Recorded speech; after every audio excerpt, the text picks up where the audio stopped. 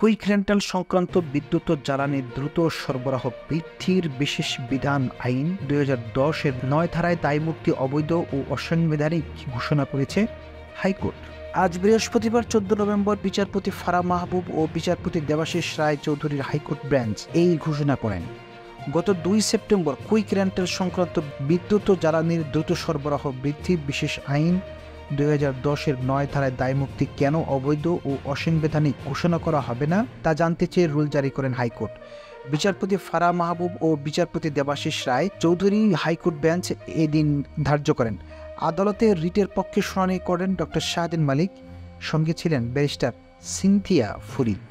গত 2 September quick rental সংক্রান্ত বিদ্যুৎ ও জ্বালানি দ্রুত সরবরাহ বৃদ্ধি বিশেষ বিধান আইন 2010-এর 9 ধারায় দায়মুক্তি কেন অবৈধ ও অসাংবিধানিক ঘোষণা করা হবে না তা জানতে চেয়ে রুল জারি করেন হাইকোর্ট। এর আগে কুইক রেন্টালের দায়মুক্তি এবং ক্রয় সংক্রান্ত 6-এর 2 ধারায় বৈধতা চ্যালেঞ্জ করে হাইকোর্টে রিট করেন সুপ্রিম কোর্টের 2 আইনজীবী। রিটে বিবাদী করা হয়েছে আইন মন্ত্রণালয়ের লেজিসলেটিভ ড্রাফটিং বিভাগের সচিব, অর্থ বিভাগের সচিব, জ্বালানি ও খনিজ সম্পদ সচিব, পেট্রোবাংলার চেয়ারম্যান ও বিদ্যুৎ উন্নয়ন বোর্ডের চেয়ারম্যান।